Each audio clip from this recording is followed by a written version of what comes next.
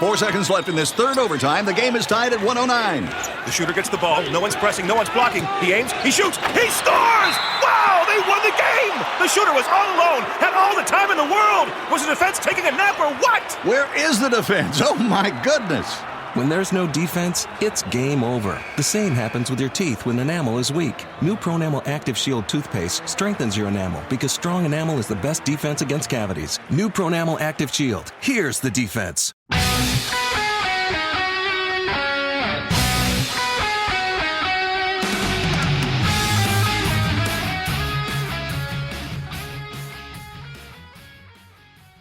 Hello, baseball fans, and welcome to A Visit to the Mound. I'm Lark Smith, along with Stan Huff. Today, our episode, we will talk with hitting instructor Ralph Dickinson. He was a member of the 1969 College World Series champion Arizona State Sun Devils and drafted in the first round by the Minnesota Twins.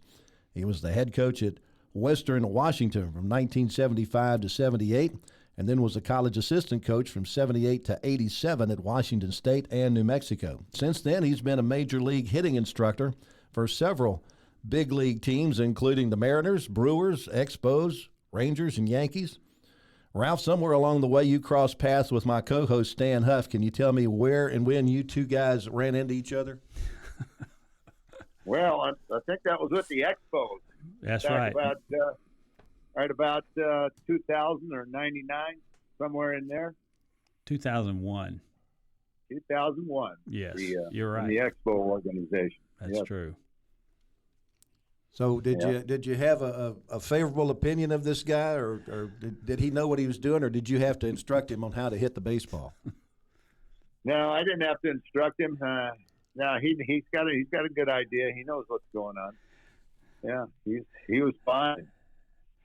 Well, it was a pleasure working with you and going over all those. We watched films on hitters and how you analyzed everything. It left a mark with me, and I thought, well, Ralph is good at this, and he is definitely got it straightened out. And and working in Clinton that one year, we had those hitters out every day getting after it, and you were there as well some too. So it was a very positive experience for me.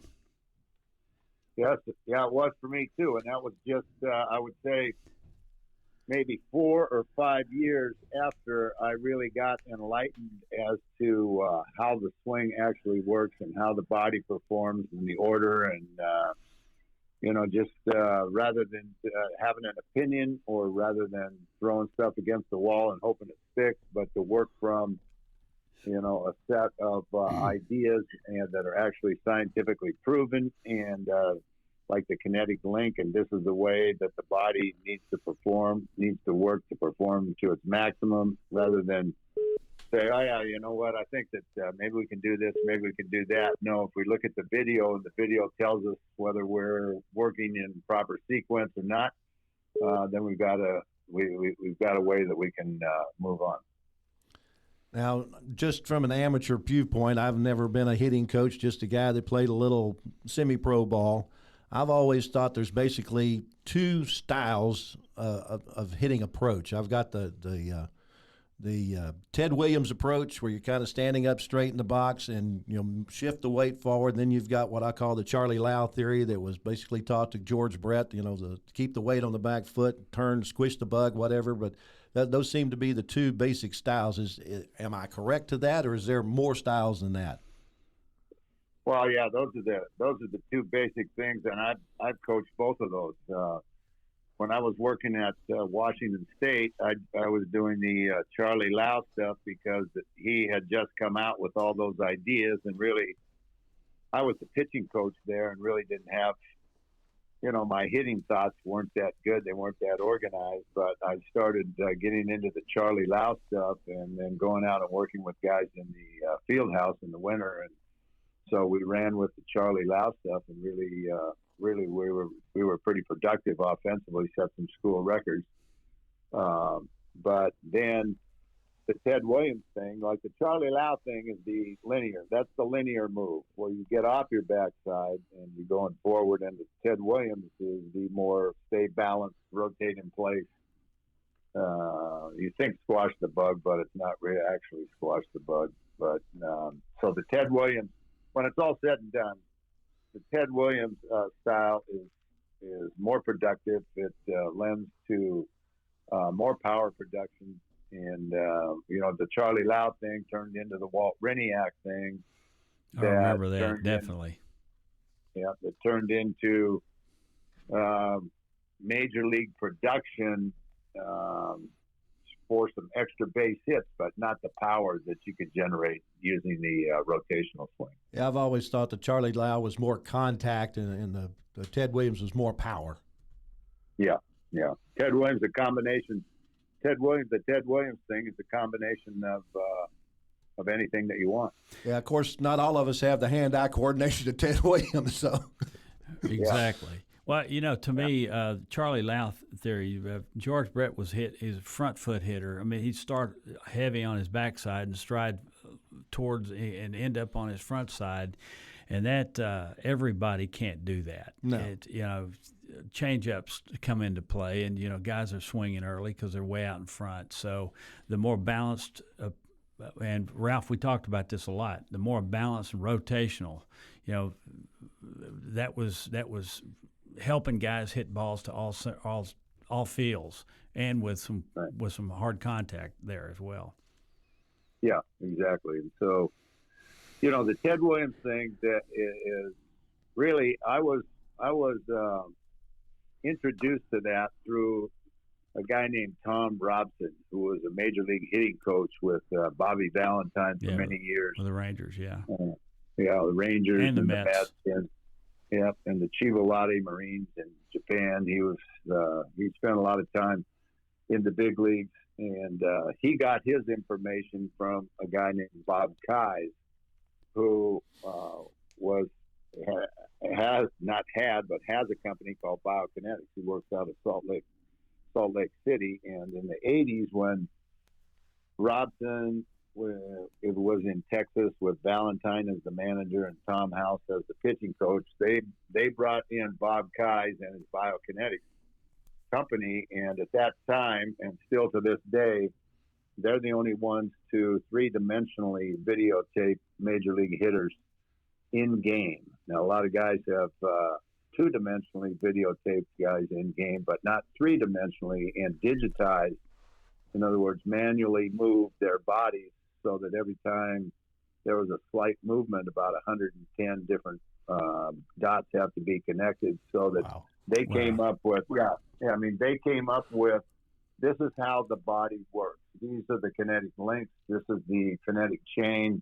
This is the kinematic sequence. This is the way it is. So it's irrefutable evidence. It's not opinion. It's fact. And like we've talked about, Stanley, in the past, of balance is one of those. Rotation in place is another. Rotation in order, big muscles to small muscles, right, and creating a bat lag where the bat comes last. Those are the fundamental.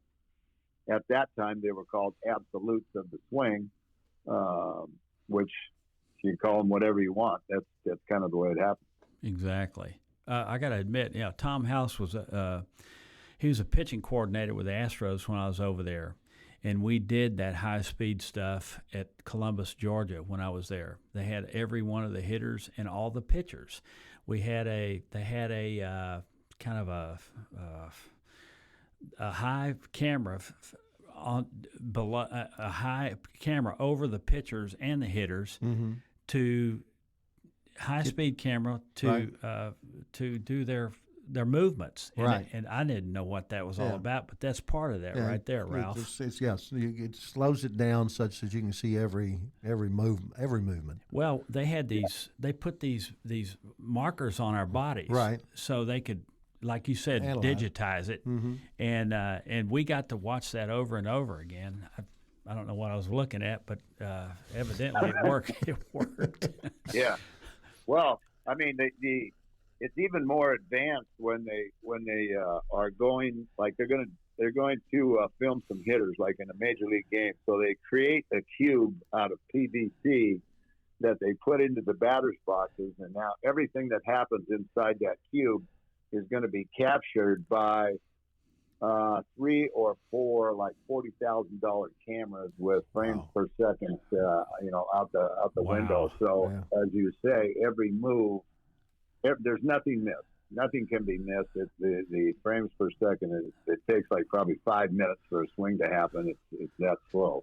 Wow. And so the information, the thing that I got out of it before I met Tom Robson, my hitting thoughts were strictly opinion. And so I really liked that beat. I can remember the first time a guy named Lonnie Chase, who did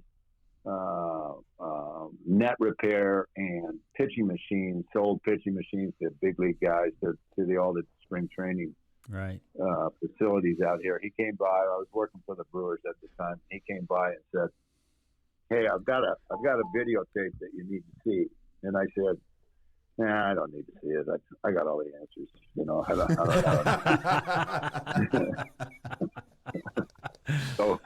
So finally, he said, "No."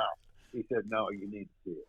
So I said, "No, I don't need to see it." So then he said, "Okay, well, I'm going to bring it by one time." I said, "Okay, you bring it by." So he brought it by, and I sat down with another one of our coaches, Rich Morales, and we looked at this videotape. I'm saying we looked at it 3 times in a day. We're taking notes on it.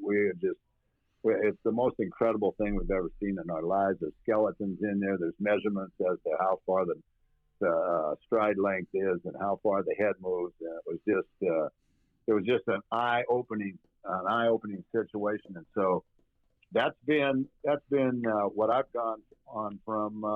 My teach has always been off of those things forever, ever since then. Okay, if you've got a player, let's say like a Will Clark or a Junior Griffey, it's got one of the sweetest swings on the planet, hits very well. Do you mess with them at all, show them all these analytics and stuff, or is it just the guys that are hitting 250 or below that you work with and try to get them to figure out these mechanics and get them to be better hitters? Well, the perfect example of that is when Olerud went from when John Olerud went from the Toronto Blue Jays to the New York Mets. They had video of him playing for the Blue Jays when he was hitting the ball well, and then towards the end of his tenure with the Blue Jays, they wanted him to become a pull hitter. Well, he wasn't a pull hitter. Mm-hmm.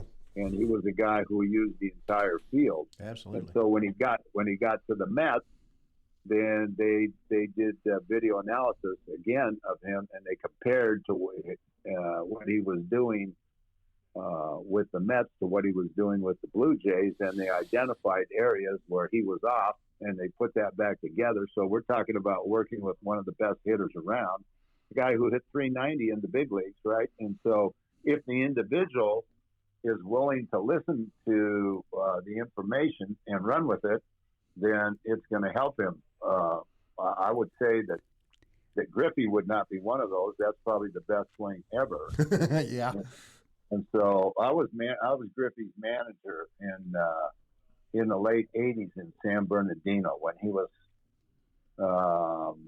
19. And so he's going along and he's struggling a little bit. His swing's getting long. His dad's out there often to watch him play, never interfering, always maintaining the distance. But so I say to Junior, I say, hey, you know what? We probably need to go out and do some extra hitting, see what we can do. He said, nah, I'm good. So about a week later, I said, yeah, let's set up the field and let's go out and do some early hitting. He said, okay, all right.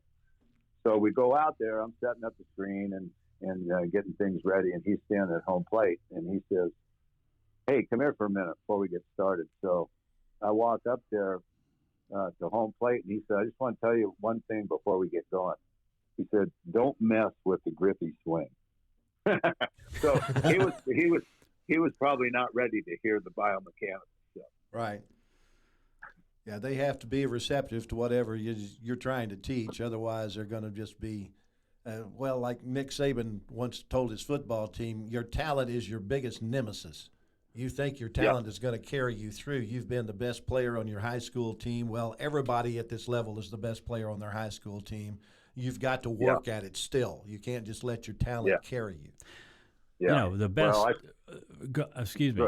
The best coaching as far as hitting goes is you watch, you take notes, and when they're struggling and they come to you, they're more receptive to listen to it. Absolutely. You know, but with those ideas that you have, particularly the ones you got there, Ralph, it's you want to just spit them out right and just throw it all over them, but you really can't. They gotta be in a situation where they're willing to listen, and that was part of how I looked at working with hitters too, though. But we did a lot of hitting down at Clinton. Yep. We did a lot of hitting, so we had 5 guys that raised their average, and from 150 to 200.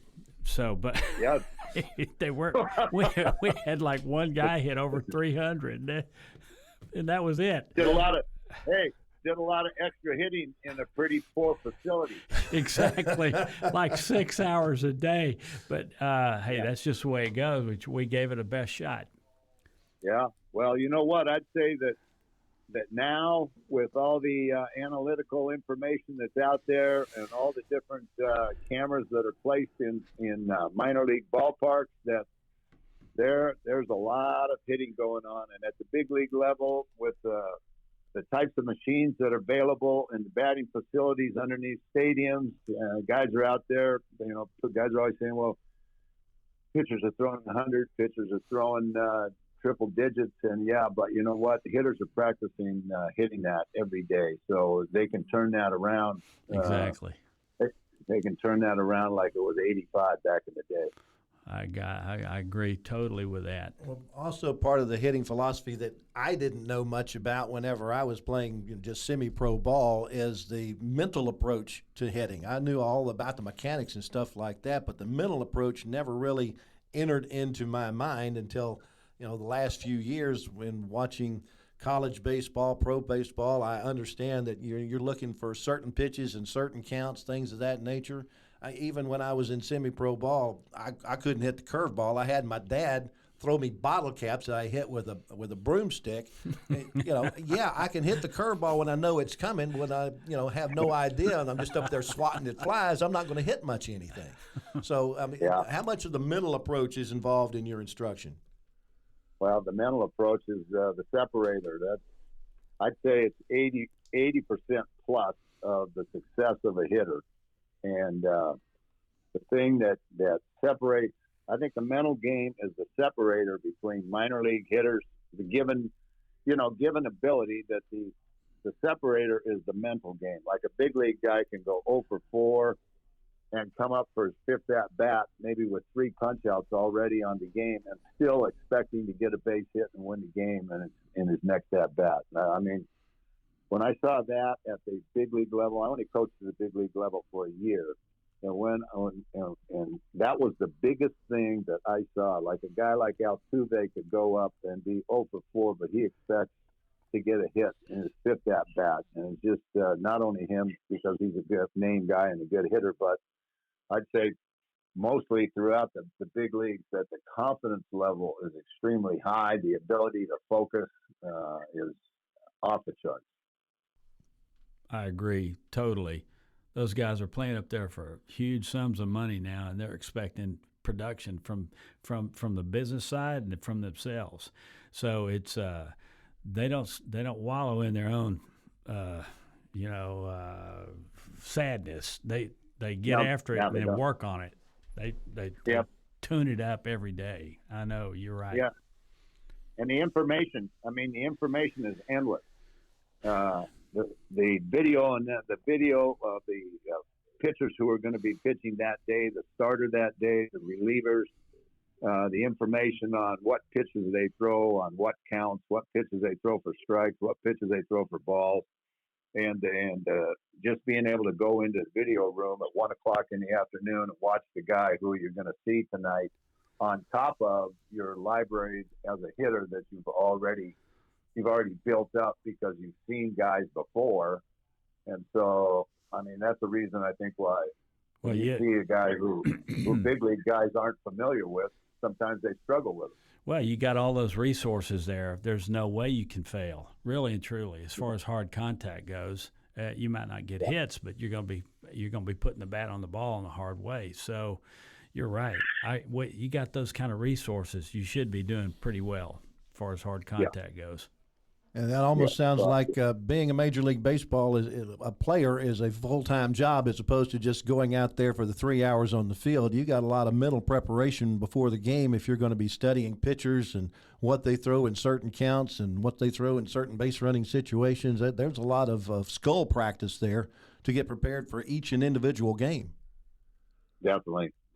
Different guys go about that in different ways, right? Some guys can't get enough. Some guys don't want to get too much, and so but it's all there. If you want it, it's there. And if you don't want it and you're not performing, well, we're going to see it in AAA. Exactly. Because you've got just like you guys are saying, all the information, everything that you need is available to you. How now you were with the Astros that year, and did they take advantage of that stuff? All that. Oh yeah. I was the assistant hitting coach. John Maley was the hitting coach, and Maley was really into this, and there was an analytical front office where all they did was study stuff, where they come up with catcher's framing, for example. That's become a big deal, and as far as I'm concerned, that started right there with the Astros. And then the Maley would always be posing questions to the analytical guys about, hey, when we're doing short pitch, in order to get the ball on the same downward plane as if it was coming off from a mound, if we were at this distance away from home plate, should we be sitting down or standing up or on one knee? And then they go and they figure all that stuff out, and then they bring it back, and then that's what we do. If we had an issue, we just take it to the front office, and they'd study it out, research it, bring the info back, and we try to put it into effect. That's deep. It's very profound. Absolutely. Where are you located now? What are you doing nowadays? Located in Phoenix and doing private instruction with all ages from probably 10 to college. I bet you're staying busy too, huh, Ralph? Staying busy, doing a lot of those lessons, probably about 35, 40 lessons a week. Yeah, it's good working out of a small little mainly softball facility, working with softball and baseball players. And you know what? The whole deal about it is that we're just working out those biomechanical absolutes that whether you're 12 or whether you're 32, they're all the same. Yes, I agree. Definitely. Very good. Well, Ralph, we certainly appreciate your time today. Best of luck and continued success with your instructions. Hey, well, I appreciate it. Thanks a lot. Great opportunity talking to you guys. You bet, Ralph. Good talking to you again as well. Got it. Talk to you. Thanks. You bet. That's our time for this episode of A Visit to the Mound. Many thanks to our special guest today, Ralph Dickinson, and thank you for listening. If you have any questions or comments or anything you would like for us to cover, we'd be more than happy to hear from you. You can follow us on Instagram and Facebook at A Visit to the Mound or on our website at avisittothemound.com. Make sure you like, subscribe, and review this podcast, and be listening the next time we make A Visit to the Mound.